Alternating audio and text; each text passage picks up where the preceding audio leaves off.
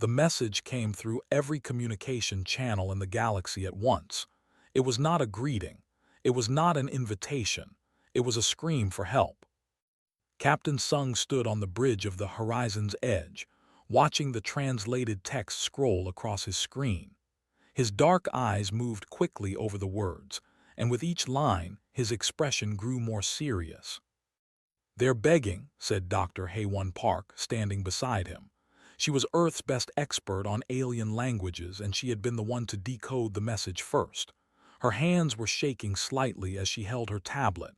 "I've never seen anything like this. 12 different species all saying the same thing. They need help. Military help." Sung looked at her. "Military help from who?" "From anyone who will answer," Haewon said quietly. "They sent this message to every star system they know about, including ours." The bridge was silent. Lieutenant Wu, the tactical officer, leaned forward in her seat. She had served in 3 different planetary conflicts before joining the deep space program. She knew what desperation looked like. "What are they running from?" Wu asked. Haewon touched her tablet and a new image appeared on the main screen. It showed a vast cloud of something moving through space. It was dark and twisted like a living storm. Where it passed, stars went dark. Planets disappeared. Entire solar systems were consumed. "They call it the consuming swarm," Haewon said. "It's a hive mind. Billions of creatures acting as one. They don't communicate, they don't negotiate, they just eat everything in their path. Planets, ships, stations, people, everything." Sung felt a cold sensation in his chest. He had seen war. He had seen death, but this was different. This was extinction. "The Galactic Coalition has been trying to stop it for 2 years, Haewon continued. "They've lost 40 worlds, trillions of people, and they're losing more every day." "Why don't they fight back?" Wu asked. Haewon hesitated. "That's the thing, they don't know how. The coalition is made up of peaceful species. They've never had wars. They don't have armies or weapons or even the concept of combat. When the swarm attacked, they tried to run. They tried to hide, but the swarm is too fast, too hungry." Sung turned to look at the image of the swarm again. It looked like a disease spreading across the galaxy. He thought about Earth, about humanity, about the thousands of years humans had spent fighting each other, surviving ice ages and plagues and every disaster their violent planet could throw at them. "They rejected us," Sung said quietly. 5 years ago when we made first contact. The coalition looked at Earth and called us barbarians. They said our planet was too dangerous. They said we were too violent. They refused to let us join." "I remember," Haewon said. "They were afraid of us." "And now they're asking for our help," Wu said. There was something sharp in her voice. Sung walked to the communications console. He thought about ignoring the message. The coalition had made their choice. They had looked at humanity and seen monsters. They had looked at Earth's gravity that could crush their bones, Earth's diseases that could kill them in hours, Earth's weather that could destroy cities. They had looked at human history, full of wars and weapons, and they had turned away in disgust. But Sung also thought about the trillions of innocent people dying while the swarm devoured their worlds. People who had never known war. People who had never hurt anyone. People who were dying simply because they had evolved on kind planets where nothing ever tried to kill them. He opened a channel to Earth Command. "This is Captain of the Horizon's Edge," he said. "I'm requesting permission to respond to the Coalition distress signal. I'm volunteering my ship and crew for a rescue mission." There was a long pause. Then a voice came back, deep and tired. It was Admiral Lee, the man who commanded Earth's entire deep space fleet. "Sung," the Admiral said, "are you sure about this? They called us monsters. They said we didn't belong in civilized space." "I know, sir," Sung said, "but they're dying, and we're the only ones who can help." Another pause. Sung could hear voices in the background, people arguing. Finally, the Admiral spoke again. "All right, I'm authorizing the mission, but not just your ship. I'm sending the whole fleet. 12 warships, 2,000 Marines, and every weapon we have. If we're going to do this, we're going to do it right." Sung felt his heart beat faster. "Thank you, sir." "Don't thank me yet," the admiral said. "When the coalition sees our fleet, they're going to realize what they asked for. They wanted help. They're about to get humanity. May God help them both." The communication ended. Sung turned to his crew. Hae-Won looked nervous. Wu looked ready. The rest of the bridge crew were watching him, waiting for orders. "Send a reply to the coalition," Sung said. "Tell them Earth is coming. Tell them to hold on." Hae-Won moved to the communication station. Her fingers flew over the controls as she composed the message. When she finished, she looked at Sung. "What should I say?" she asked. "How do we tell them who we are?" Sung thought about it. Then he smiled, though there was no humor in it. "Tell them the monsters are coming," he said. "Tell them we heard their call. And tell them that when Earth's children hunt, they don't stop until the prey is dead." Hae-Won's eyes widened, but she nodded and sent the message. As the transmission shot across the galaxy at faster-than-light speed, Sung looked out at the stars.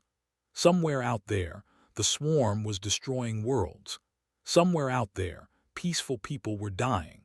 And somewhere out there, the coalition was about to learn what happened when you called across the galaxy and humanity answered. The horizon's edge turned toward coalition space. Behind it, 11 more warships fell into formation. Earth's fleet was moving. The monsters were coming to save the galaxy, whether the galaxy wanted them to or not. The coalition delegates were waiting when Earth's fleet arrived. They had gathered at the orbital station above their capital world, a beautiful sphere of silver and glass that floated peacefully in space. It was designed for beauty, not defense. Like everything the coalition built, it had never been meant for war. Admiral Lee stood at the front of the human delegation. He was a tall man with gray hair and scars on his hands from a dozen battles. Behind him stood Commander Bora, leader of the Marine Corps. She was younger but had eyes that had seen too much death. Beside them was Min Song, a brilliant engineer who looked barely old enough to vote but had designed half the weapon systems on the fleet. The coalition delegates stared at the humans with a mixture of hope and horror. The ambassador was the first to speak. His species looked like walking mantises, with thin bodies and large compound eyes. When he spoke, his voice came through a translator device. "We are grateful you came," he said, but his antennae were trembling. "Your message said monsters were coming. We thought that was a translation error." Admiral looked at him calmly. "No error. We're human. We're from Earth. You rejected us 5 years ago because we scared you, but you called for help, so here we are." A delegate from the Shard Collective stepped forward. Her body was made of living crystal that reflected light in rainbow patterns. She was beautiful and delicate. "We are dying," she said softly. "The swarm has taken 16 more worlds since we sent the message. We have no weapons, no soldiers, no way to fight. We need your help desperately." "Then you'll have it," Commander Bora said. Her voice was hard and strong. "But you need to understand what you're getting. We're not like you. We're not peaceful. We're predators. We evolved fighting every day just to survive. If you want us to save you, you need to let us work." The delegates looked at each other nervously. Finally, the ambassador nodded. "Show us," he said. "Show us what humanity can do." What happened next became known in coalition history as the Day of Fear. Commander Bora took the delegates to watch human Marines training in one of the fleet's combat rooms. The room could simulate any environment: vacuum, extreme heat, toxic atmosphere, even underwater combat. The coalition delegates had never seen anything like it. 50 Marines entered the room wearing combat armor. The simulation began with zero gravity and poison gas. The delegates watched in shock as the humans moved through the air like deadly dancers, firing weapons, throwing grenades, and communicating through hand signals when their radios were jammed. One Marine was hit by simulated enemy fire. He fell, bleeding from his armor. The delegates gasped, thinking the exercise would stop. Instead, the wounded Marine pulled himself behind cover and kept fighting. He bandaged his own wound while still shooting at targets. "Why doesn't he stop?" the Shard delegate asked. Her crystalline voice was shaking. "He's injured." "Pain doesn't stop us," Bora said simply. "On Earth, if you stop when you're hurt, you die, so we learn to keep going." The simulation changed. The room filled with fire, real fire. The Marines moved through it, their armor protecting them from the worst of the heat. Some of them deliberately rolled through flames to practice fire resistance techniques. The ambassador made a sound like a scream. "You set yourselves on fire for training." "Only small fires," Min said cheerfully. He was watching the exercise with the excited expression of someone watching a sports game. "The big fire training happens on the ships that are meant to burn." The delegates looked ill. After the combat training, Dr. Haewon Park tried to explain human military culture to the Coalition Council. She had spent weeks preparing a presentation about ranks, command structures, and tactical thinking. But the more she explained, the worse it got. "You have children who play games about war?" one delegate asked, horrified. "Yes," Haewon said carefully. "It's how we teach strategy and teamwork. It's considered fun." "You have words for different types of killing?" another asked. "We have many words," Haewon admitted. "Attack, ambush, assault, strike, raid, execute. Each one means something slightly different." "We have no words for these things in our languages," the Shard delegate said. "We have never needed them. How can you live like this? How can you think about death so casually?" Haewon looked at them with sad eyes. "Because death thinks about us constantly. Earth kills us every day. Weather, disease, predators, even the food we eat can poison us. We evolved surrounded by things that wanted to kill us, so we learned to kill back. It's not casual to us, it's survival." That night, Admiral met with the Coalition military advisors. Except the Coalition didn't have military advisors. They had resource coordinators and logistics planners, people whose job was to move supplies and manage populations. They had no one who understood combat. "The swarm will reach your core worlds in 3 weeks," said, pointing at the star map. "We need to stop them here at the disputed belt. It's a cluster of asteroids and mining stations. Good defensive terrain." "Terrain?" one advisor asked. "But space has no terrain." Stared at him. Then he realized the problem. These people had never fought. They didn't understand that space had its own geography, gravity wells, debris fields, solar radiation zones, things that could be used as weapons or shields. "We'll teach you," he said finally. "But you need to understand something. War is not clean, it's not nice. People will die, many people. Are you prepared for that?"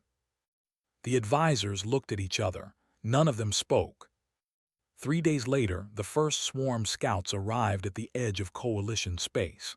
They were small ships, about the size of houses, covered in organic armor. They moved in perfect unison, like fish in a school.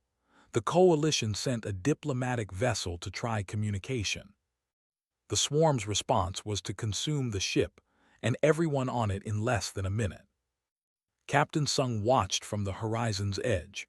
The Coalition delegates who had accompanied the diplomatic vessel were screaming and crying. They had never seen anyone die before. Not like this. Not so fast and brutal. "Now do you understand?" Sung asked quietly. "This is what you're fighting. This is what we have to stop." The ambassador was making a sound like sobbing. "We were wrong," he said. "We thought we were civilized because we had no violence, but we were just lucky. We lived on kind worlds where nothing tried to eat us. You humans evolved in hell. You are monsters because Earth made you monsters, but maybe that's what we need. Maybe monsters are the only ones who can fight other monsters." Sung looked at the remains of the diplomatic ship, now just debris floating in space. He thought about the message he had sent. The monsters are coming. "We're not monsters," he said softly. We're survivors, and we're going to teach you how to survive too." The Admiral's voice came over the fleet-wide channel. "All ships, battle stations. The enemy is here. Humanity's first galactic war begins now." Earth's fleet moved forward into the dark. The disputed belt was a graveyard waiting to happen. Thousands of asteroids floated in the dark, some as small as cars, others as large as cities. Mining stations dotted the belt like lights on a dark sea. The swarm was coming, and this was where humanity would make its stand. Lieutenant One Hand crouched in the shadows of an abandoned mining station. He wore stealth armor that bent light around him, making him nearly invisible. Behind him, 5 other soldiers waited in perfect silence. They had been hiding for 6 hours, not moving, barely breathing. Waiting. The coalition observers watching through cameras couldn't understand it. How could anyone stay so still for so long? One of the military advisors had asked that exact question. "Humans can wait," Dr. Haywan had explained. "Our ancestors hunted animals by following them for days, sometimes weeks. Patience is a weapon we learned long before we invented guns." Now in the mining station, that patience was about to pay off. One saw movement through his helmet display. The swarm was here. They came like a living wave, thousands of creatures flowing through the asteroid belt. They looked like insects crossed with nightmares, all sharp edges and too many legs. They moved with perfect coordination, every creature knowing what all the others were doing through their hive mind. One touched his radio. "Contact, swarm forces entering kill zone, proceeding with mission." He didn't wait for a response. He and his team moved in absolute silence, using the swarm's own scent chemicals that Doctor had synthesized. To the swarm, the humans smelled like part of the hive. They were invisible. Doctor watched from the fleet's laboratory. She was a biologist who had spent the last week dissecting dead swarm creatures. What she found had fascinated and horrified her. The swarm communicated through chemical signals and electromagnetic pulses. They had no individual thought, only the hive mind, and she had found their weakness. "The hive signal is strong but simple," she reported to Admiral. "If we can disrupt the frequency, the creatures will lose coordination. They'll become confused, vulnerable." "Can we do it?" the Admiral asked. "Already done," said with a smile. "Lieutenant One's team is planting signal jammers now." Back in the mining station, One reached the swarm's command node, a massive creature the size of a building that coordinated all the others. His team placed their devices around it, small boxes that hummed with power. "Charges set," One whispered, "detonating in 3, 2, 1." The devices activated. They didn't explode. Instead, they screamed. They sent out a signal that matched the swarm's communication frequency but was full of garbage data, random information, noise. The effect was immediate. The swarm creatures stopped moving in unison. They began wandering randomly, bumping into each other, making confused sounds. The hive mind was drowning in static. "Now," Admiral's voice roared over the fleet channel, "all ships open fire." The human warships had been hiding in the asteroid field, their engines cold, their hulls covered in rock dust to blend in. Now they came to life. Missiles launched, rail guns fired, energy weapons cut through the dark. The coalition delegates watched in amazement and horror. "They were hiding," the Shard delegate asked. "They pretended to be rocks." "Camouflage," Commander Bora explained. She was coordinating the marine assault from her command ship. "Another thing we learned from hunting: if you can't be stronger than your prey, be smarter, be more patient, be invisible until the perfect moment to strike." The battle became a slaughter. Without their hive mind coordination, the swarm creatures were just animals. Dangerous animals, but animals nonetheless. The human ships moved through them like wolves through sheep. But the swarm was not helpless. They had numbers, thousands upon thousands of creatures. Some of them reached the mining stations where human marines were waiting. Sergeant Jin stood at the entrance to Mining Station 7 with her heavy weapon team. She was a short woman with muscles built from Earth's heavy gravity. She had a dark sense of humor and a smile that showed too many teeth. "Here they come," she shouted cheerfully. "Light them up." Her team opened fire. The mining station entrance became a wall of explosions and tracer fire. Swarm creatures died by the dozens, but more kept coming. They climbed over the bodies of their dead, driven by the hive mind's command to consume and destroy. Falling back to Checkpoint 2, Jin ordered. Her team retreated deeper into the station, fighting every step of the way. The coalition observers were screaming at them to evacuate, to run, to save themselves. But the humans didn't run. They fought from one defensive position to another, making the swarm pay for every meter of ground. When they ran out of ammunition, they used their combat knives. When their armor was damaged, they kept fighting anyway. "Why don't they retreat?" an advisor asked desperately. "They're going to die." "Because if they retreat, the swarm takes the station," Bora said calmly. "And if the swarm takes the station, they use it as a staging ground to attack our ships, so the Marines hold, no matter the cost." For 16 hours, Sergeant Jin and her team held Mining Station 7. They fought until their weapons melted from overheating. They fought while wounded. They fought while the station's life support failed and they had to rely on their armor's oxygen. They fought while debris from the space battle outside rained down around them. When reinforcements finally arrived, Jin's team had held against a force 20 times their size. Half her Marines were injured. 2 were dead, but the station was still human territory. Captain Sung arrived on the station to personally extract the team. He found Jin sitting on a pile of dead swarm creatures, eating a ration bar and humming a song. "Sergeant," Sung said, "that was the bravest thing I've ever seen." Jin looked at him and shrugged. "Just doing our job, sir. Earth didn't raise quitters." That phrase spread through the fleet like wildfire. Earth didn't raise quitters. It became a rallying cry, a promise, a threat. The coalition was learning what humanity meant by the word soldier. They were learning what it meant to be from a planet that tried to kill you every day. They were learning why the galaxy should have been more afraid when they called for help. But they were also learning something else. They were learning that humans didn't just fight for themselves. Sergeant Jin could have evacuated. She could have saved herself. But she chose to hold the station to protect the fleet, to protect the coalition ships that had no weapons and no shields. Dr. Haewon stood on the bridge of the Horizon's Edge, watching the battle reports come in. The swarm forces in the disputed belt were destroyed. Humanity's first battle in galactic space was a complete victory. Captain Sung stood beside her. He looked tired. War always made him tired.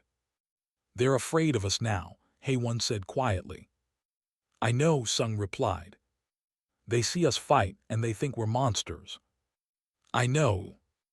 Haewon turned to look at him. "Are we monsters?" Sung thought about Sergeant Jin, fighting for 16 hours to protect aliens who had once rejected her species. He thought about Lieutenant One, risking his life on a stealth mission to save people he'd never met. He thought about all the human soldiers who had volunteered for this mission, knowing they might not come home. "No," he said finally. "We're not monsters. We're just doing what we do best, surviving and making sure others survive too." Outside the ship, space was full of debris and death, but Earth's fleet was victorious. The monsters had won their first battle. And the galaxy would never be the same. Commander So was not a traditional soldier. She had graduated top of her class in strategy and had never fired a weapon in actual combat. But she could see battles in her mind like chess games, thinking 10 moves ahead. When Admiral made her the coordinator for all human operations in coalition space, some people questioned the choice. After 3 weeks, no one questioned it anymore. She stood in the command center, surrounded by holographic displays showing 50 different star systems. The swarm was attacking on multiple fronts. The coalition was panicking, but so saw something they didn't. She saw patterns, weaknesses, opportunities. The swarm moves like water, she explained to the coalition military advisors who now met with her daily. They flow toward the easiest targets, so we make targets that look easy but are actually traps. The ambassador tilted his head. Over the past weeks, he had learned more about war than in his entire life. It still horrified him, but he was beginning to understand. "How do we make traps in space?" he asked. So smiled. "We use Earth tactics, guerrilla warfare, hit and run, make them chase us into places where we have the advantage." She pointed at a nebula on the map. "Like there, the nebula has intense radiation. The swarm can survive it, but barely. Their communications get disrupted. We lure them in, then attack when they're confused and separated." "But our ships can't survive that radiation either," a Shard delegate said. "Ours can," So said simply.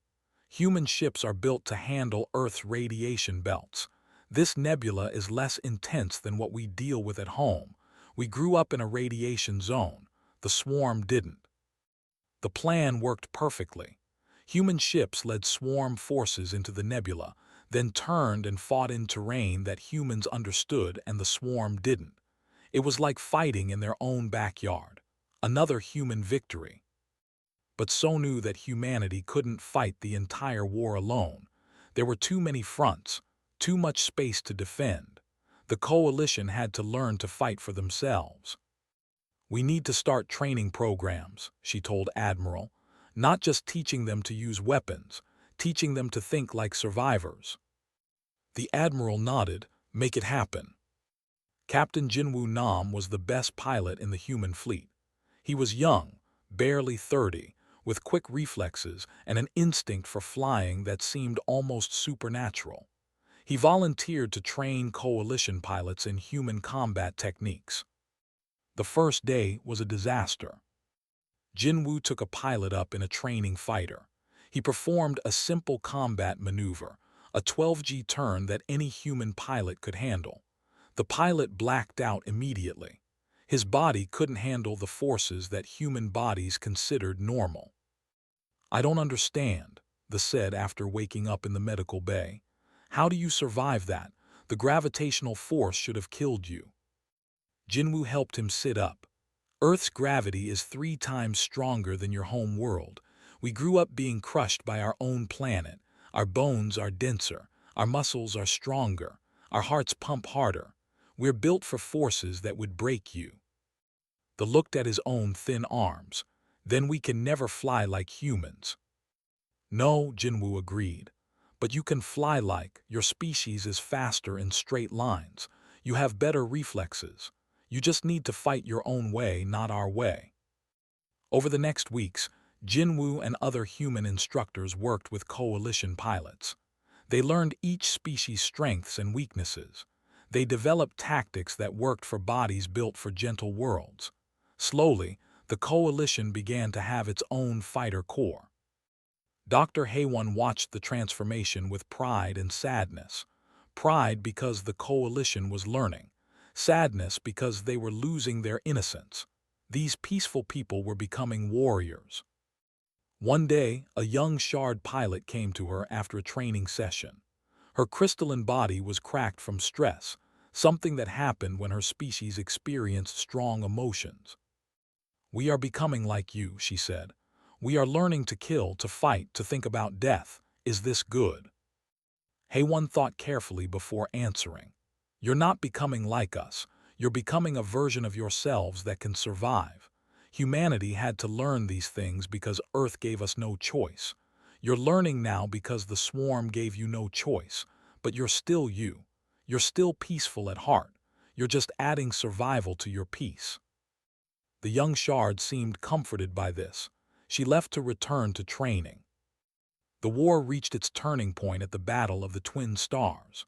The swarm had gathered its largest fleet yet, planning to attack the coalition's capital world. Every species in the coalition would die if they succeeded. So coordinated the defense with 500 human ships and, for the first time, 2,000 coalition vessels. The coalition ships were not as powerful as human warships. They were converted cargo haulers and passenger transports fitted with the best weapons humanity could provide.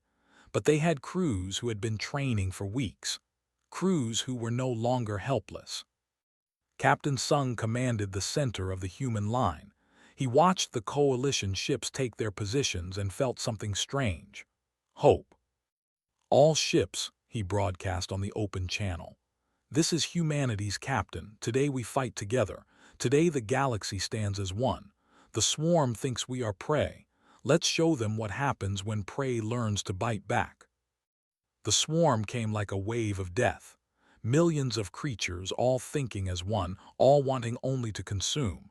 But this time, they didn't face a panicking, fleeing enemy. They faced a wall of ships that knew how to fight.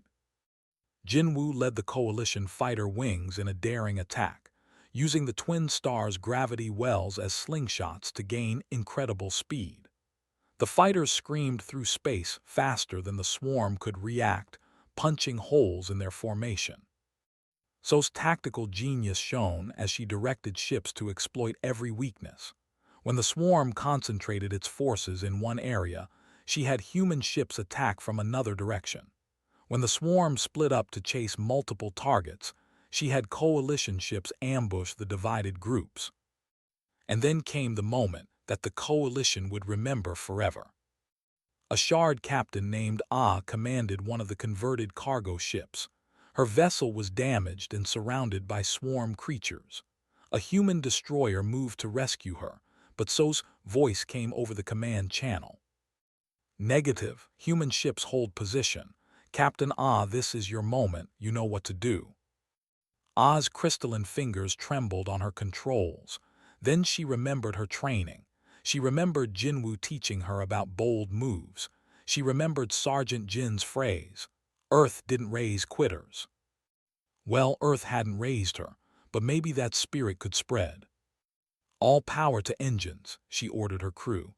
"We're going to ram the swarm command ship." Her crew stared at her. Ramming an enemy ship was a human tactic, a crazy human tactic. It meant probable death. "Captain," her first officer said, "there must be another way." "There isn't," Ah said. "And even if there was, I'm done running. I'm done being prey. Today we hunt." Her ship accelerated toward the massive swarm vessel. The swarm tried to stop her, but coalition fighters covered her approach, sacrificing themselves to clear her path. At the last second, Ah's crew evacuated in escape pods. The cargo ship hit the swarm command vessel at incredible speed. The explosion lit up the star system like a second sun. The command ship was destroyed. Without its coordination, the swarm fleet fell into chaos. Human and coalition ships tore through the confused enemy. It was a complete victory. The largest swarm fleet ever assembled was destroyed. When Captain Sung received the report that Ah had survived, evacuating just in time, he smiled. He opened a channel to her rescue ship. "That was either the bravest or craziest thing I've ever seen," he said. Ah's crystalline voice came back, weak but determined. "I learned from the best, from Earth's monsters." "You're not a monster," Sung said gently. "You're a survivor. Welcome to the club." After the battle, Dr. Haewon stood with Commander So, watching the coalition ships limp home. Many were damaged. Some had not survived, but they had fought. They had won. "We did it," Haewon said. "We taught them to fight." "No," So replied. "We taught them that they could fight. There's a difference. The strength was always in them. They just needed to believe it." The war was not over, but the tide had turned. The galaxy had learned the lesson that Earth had been trying to teach all along. Survival is not about being the strongest or the fastest. It's about refusing to give up. It's about standing together. It's about being willing to fight for what matters. The swarm had made a terrible mistake. They had pushed peaceful species to the edge of extinction, and in their desperation, those species had called for help. Earth's monsters had answered, and they had brought the galaxy's greatest gift, the will to survive. The war lasted 6 more months. 6 months of battles across 100 star systems. 6 months of humans teaching, coalition forces learning, and the swarm dying. When the final swarm hive ship was destroyed, falling into a black hole after a brutal 3-day siege, the galaxy fell silent. Not with fear, with exhaustion.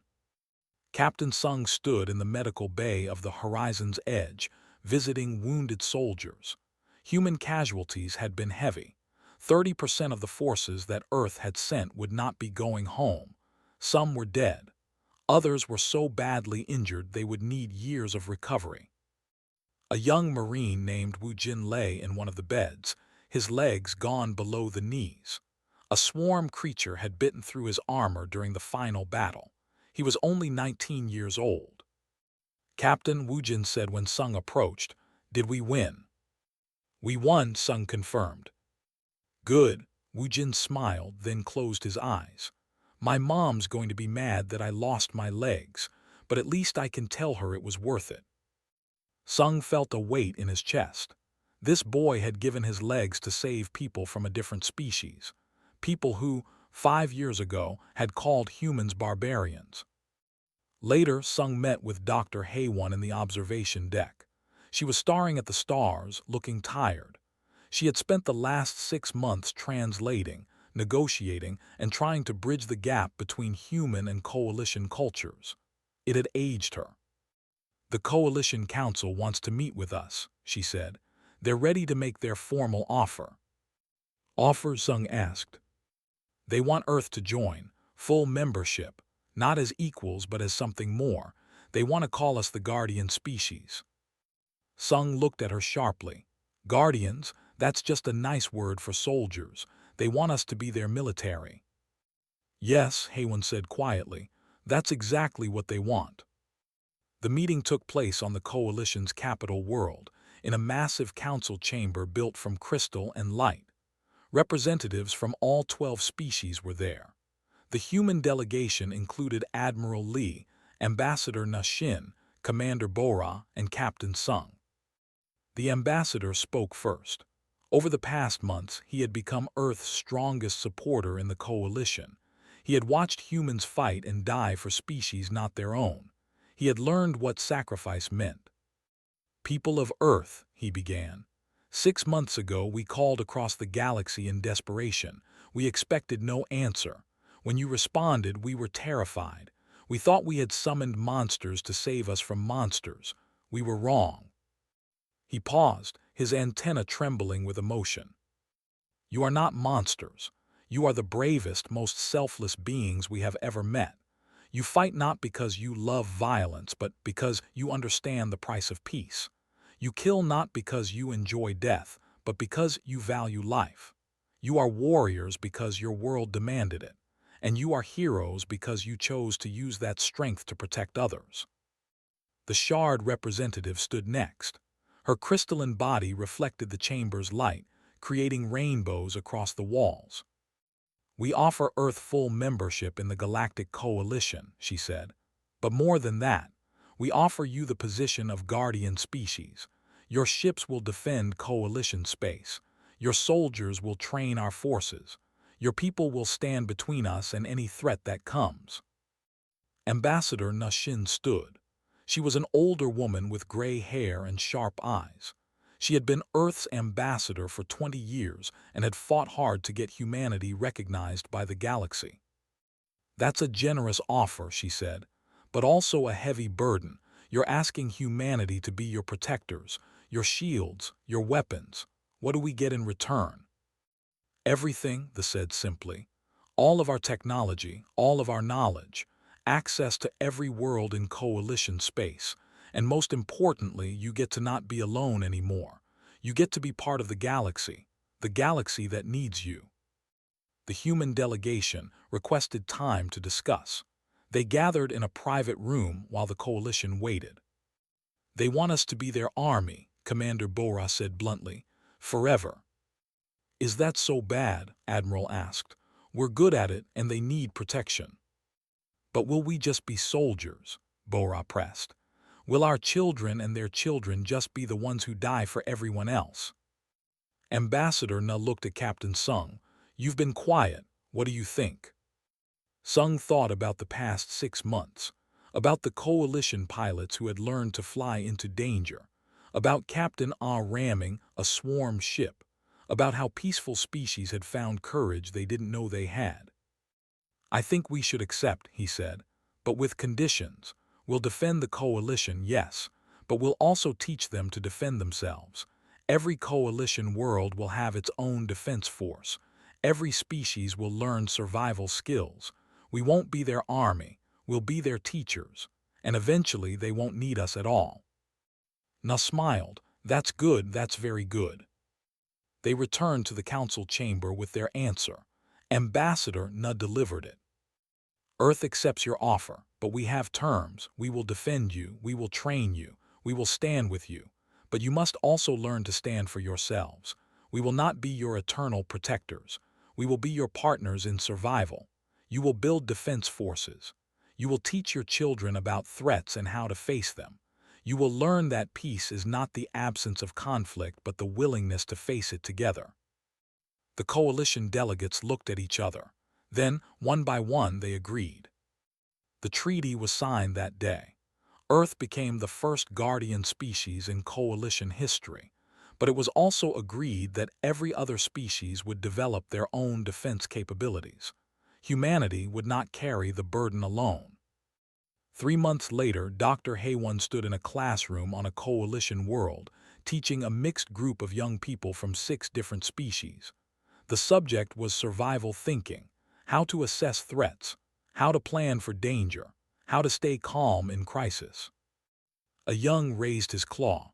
Dr. Park, are we becoming like humans? Haywon smiled. No, you're becoming the best version of yourselves. Humans learned to survive because Earth was dangerous. You're learning because the galaxy is dangerous, but you're still you. We're just sharing what we know. In another part of the galaxy, human children and coalition children played together at a cultural exchange center. The human children were teaching the aliens Earth games like tag and hide-and-seek.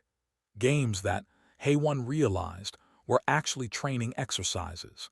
Even human play was about hunting and evading. But the coalition children were teaching too. They showed humans games about cooperation and creativity, about building instead of fighting, about imagining instead of surviving. Maybe that was the real gift. Not that humans taught the galaxy to fight, but that both groups taught each other new ways to be. Captain Sung returned to Earth after his tour of duty ended. He went to visit Wu Jin, the Marine who had lost his legs. Wu Jin was learning to walk again with advanced prosthetics, a gift from coalition medical technology. Captain, Wu Jin said cheerfully, look at this. I can run faster now than before. Sung watched him jog around the rehabilitation center. What will you do now? Go back, Wu Jin said immediately. The coalition is training its first human-alien joint military unit. They want people with real combat experience to lead it. I'm not going to sit at home when there's still work to do. Sung felt pride swell in his chest.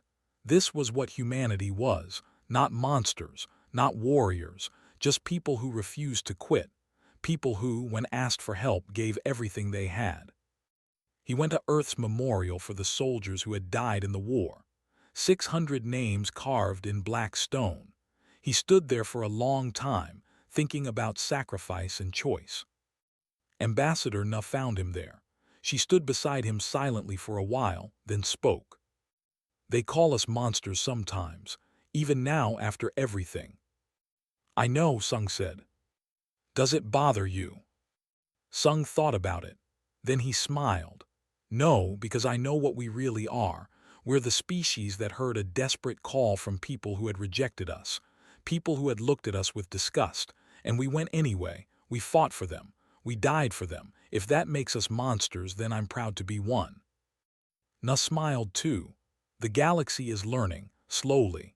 They're learning that monsters are not defined by their capacity for violence but by their choices. We can kill, yes, but we choose to protect. That's what matters. Far above Earth, the horizon's edge prepared for its next mission. The coalition had detected a distress signal from the edge of explored space, a new threat, or maybe a new opportunity. Either way, humanity would respond. Because that's what Earth's children did. When someone called across the galaxy for help, they answered, every single time. The monsters were ready, the guardians were ready, the humans were ready. And the galaxy was better for it.